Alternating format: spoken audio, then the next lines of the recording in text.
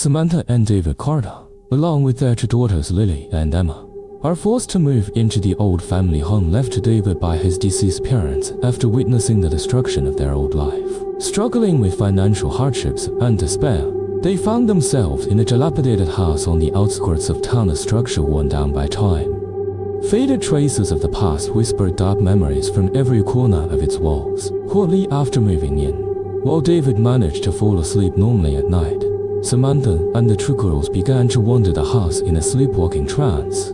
As if under a spell, they silently traversed the dark corridors and gathered on the cold stone floor of the living room. David witnessed this eerie spectacle 2 or 3 times, helplessly unsure of how true. Each night, during these mysterious gatherings in the living room, unexplained marks began to appear on the bodies of Samantha and her daughters. These nocturnal rites were being orchestrated by a dark entity named Lacan, a name they had never before heard.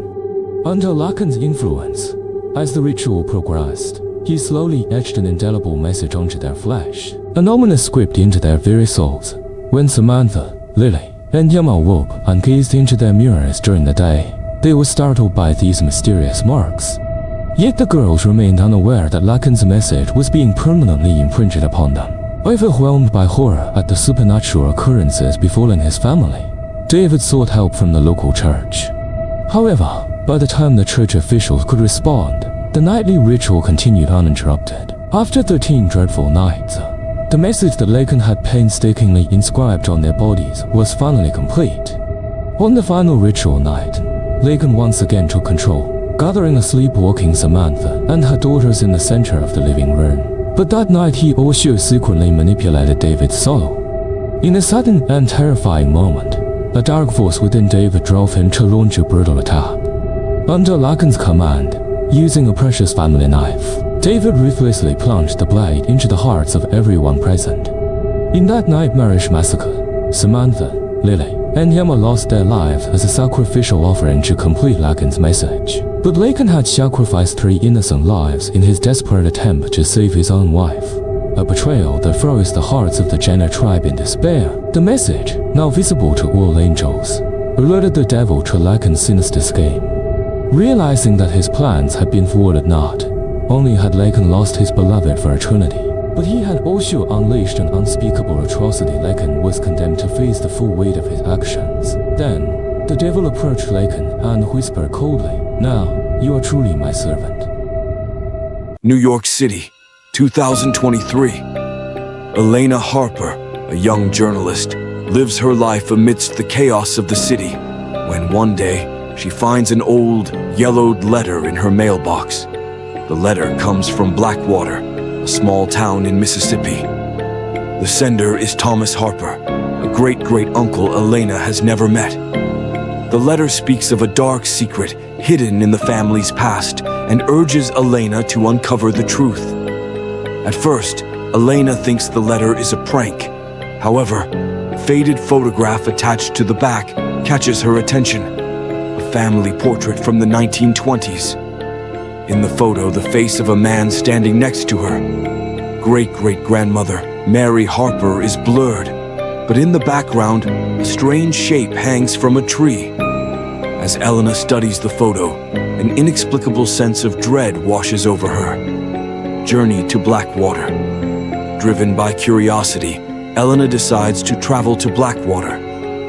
Upon arriving, she is met with a gloomy atmosphere. The streets are nearly empty, and the townsfolk seem uneasy at her presence. Staying at the town's only hotel, Elena tries to locate Thomas Harper.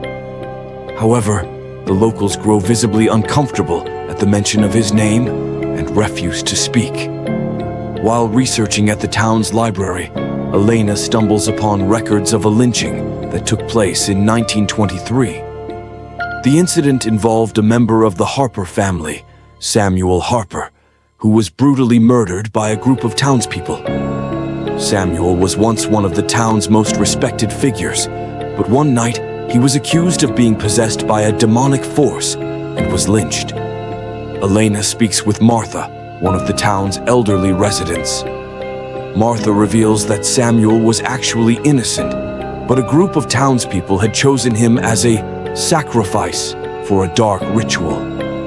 She claims that before his death, Samuel cursed his killers, vowing that the curse would follow their descendants. Elena feels a chill run down her spine as she listens.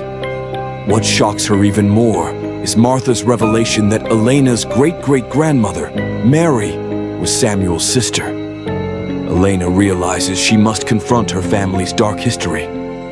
During her stay in Blackwater, Elena begins to experience strange occurrences. At night, she sees a dark silhouette lurking among the trees outside her hotel window. In her dreams, Samuel's face appears, whispering things she cannot understand. Elena grows increasingly paranoid, feeling the hostility of the townspeople closing in on her. One night, Elena ventures to the abandoned Harper mansion. The interior is covered in dust and cobwebs. In one of the rooms, she finds Samuel's journal. The entries reveal that Samuel had refused to take part in a dark ritual orchestrated by a group of townspeople, and for that, he was killed. After reading the journal, Elena heads to the town's church. In the basement, she discovers an ancient altar. The altar still bears the tools and bloodstains from Samuel's murder. Elena stands before a mirror in the center of the room and sees Samuel's face staring back at her. He tells her the curse is still alive and that she, too, is part of it. As Elena tries to flee, she is captured by the townspeople. They reveal that Elena is the last descendant of Samuel's bloodline and must be sacrificed to end the curse. In a final act of desperation, Elena breaks free and escapes the town. However, as she drives away, she sees Samuel's shadowy figure in the back seat of her car. The curse is following her. Back in New York, Elena tries to forget what happened. But every night Samuel appears in her dreams, whispering to her. One day, as she looks into the mirror, she notices her face slowly transforming into Samuel's. The curse has claimed her. Elena's story is the reflection of the savagery that took place in Blackwater. And the curse continues to erase the traces of the dark past, taking the last member of the Harper family with it. In 70 AD, the Roman army launched an attack on Jerusalem. Arriving in Jerusalem with a very powerful army, the Romans were about to start a massacre that would go down in history. Giant catapults were set up outside the city, and Roman soldiers entered the borders of Jerusalem in order for a city. The aim was to reach the Beit HaMikdash, the holy place of worship of the Jews, and destroy it. The Beit HaMikdash was right in the center of the city, and for the Roman soldiers to reach it meant the slaughter of thousands of people. The scale of the slaughter was so great that the Roman soldiers could not step on the cobblestones. 沿的是坠子 because they could not 砌到巴黎上. Finally, they reached the temple of Beit HaMikdash and set it on fire. As the temple burned, the surviving Jews lost their homes and land, and those who resisted continued to be killed. General Titus had hundreds of crosses erected outside the city for the Jews fleeing Jerusalem. All Jews who left the city were crucified and left to die. According to the Roman historian Tacitus, the city was left almost stone for stone. That day, Jerusalem disappeared from the stage of history in blood and flames. It was the beginning of destruction and exile for the Jewish people. But this catastrophe could not destroy the identity and faith of the Jews. Even centuries later, the echoes of that tragic day live on in history. As the sun set, casting its final rays over a small, quiet town, a beautiful young woman named Emily was beginning to realize that her life was no longer her own. Emily was known for her striking beauty, long auburn hair, piercing green eyes, and a graceful presence that captivated everyone around her. But her beauty had become a curse. One morning, Emily woke up and noticed something strange in the mirror on her bedroom wall. Her reflection was staring back at her, but its eyes were closed. Emily, startled, approached the mirror, and as she did, her reflection opened its eyes. They were dark, empty voids that seemed to pierce through her soul. From that day on, Emily's life spiraled into a nightmare. Her reflection began to move on its own, speaking to her in whispers. He claimed that Emily was not the real one, that the reflection in the mirror was the true Emily. Desperate, Emily sought help from a psychiatrist. But no medication or therapy could explain or stop what was happening. One night, as Emily slept, her reflection stepped out of the mirror. She waked to find it sitting at the edge of her bed. The reflection told her that it wanted to take her place, and that there was a price to pay. Emily, terrified, asked how she could escape this torment. The reflection offered a deal. If Emily took the lives of 3 innocent people within a week, it would leave her alone. Emily refused, but the reflection continued to torment her. One by one, her loved ones began to disappear. With each disappearance, a new reflection appeared in her mirror, a ghostly image of the missing person, haunting her. Finally, Emily decided to confront her reflection. She stood before the mirror and challenged it. The reflection revealed the truth. Emily was not alive.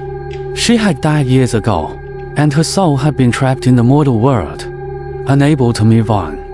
The reflection was her true self, trying to reclaim its place. Emily accepted the truth and merged with her reflection. The reflection stepped out of the mirror and into Emily's body, bringing her back to the real world. But now, the reflection in the mirror was Emily's soul, watching her every move.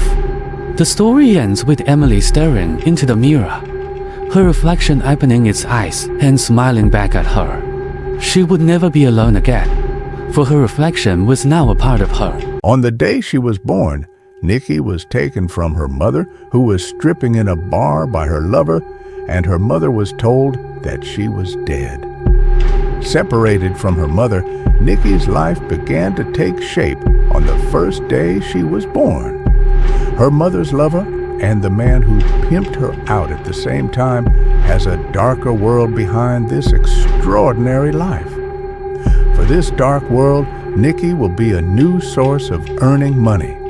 Treating Nikki like a big brother until she turns 18, Danny introduces her to his darker world on her 18th birthday. Nikki has been hired as a plaything for a masochistic party. Each of the 10 or so men attending the party act out their fantasies on Nikki on her 18th birthday. This first trauma is actually a trailer for Nikki's life from now on. There is nothing Denai won't do for money. Denai is an alcoholic and has a gambling addiction. Like Nikki, Denai has 2 other girls he has raised and kidnapped from the surrounding towns, neither of whom know anything about each other. Nikki, Jane, and Abby are constantly hired and sold to masochistic parties. But when all 3 are hired at the same time for a big New Year's Eve party, they realize they are not alone in this disgusting life. At the big New Year's Eve party, Nikki breaks free from the chains they are bound in and manages to escape by untying the other 2 girls. For the next 2 days, the girls rest in a hotel room, bandaging the wounds on their bodies and resting. For the first time, they are stunned by the freedom of mixing with people and eating what they want. Because this is the first time they have ever come out of the warehouse where they have been locked up. 3 days goes to Denai's house, the man who has kept them in this life for years, and finds Denai passed out from alcohol. And they see him in one of the warehouses behind the house where they were taken. For Denai, the time of reckoning has come. He is in the hands of the 3 monsters he created after years of torturing them. On the first day, they first cut off the head of his penis, then remove his hand and foot claws one by one and put his hands and feet in pots of salt to make them suffer for hours. On the second day, they electrocute her nipples, so much so that her nipples burn. Then they cut off the tips of her nipples. On the third day, they cut all over her body with a razor blade and put salt on it. On the 4th day, they pulled the hair out of his head. And then they cut the skin around his head with the precision of a surgeon and removed the skin on top of his skull. And they cook Denai's cut genitals and feed them to Denai. and they cut the muscle ligaments at his elbows and knees and leave him like that. On the 5th day, they dripped candle wax on the man's wounds for hours and whipped him. Because he screamed so much, they put a ping-pong ball in his mouth. On the 6th day, while the man is still alive, they sell him alive to 2 friends who eat human flesh, and the 2 who buy the man buy their food for a week. The 2 cannibalistic friends tie Danae to a table and eat him alive for a week, slowly cutting him in various places.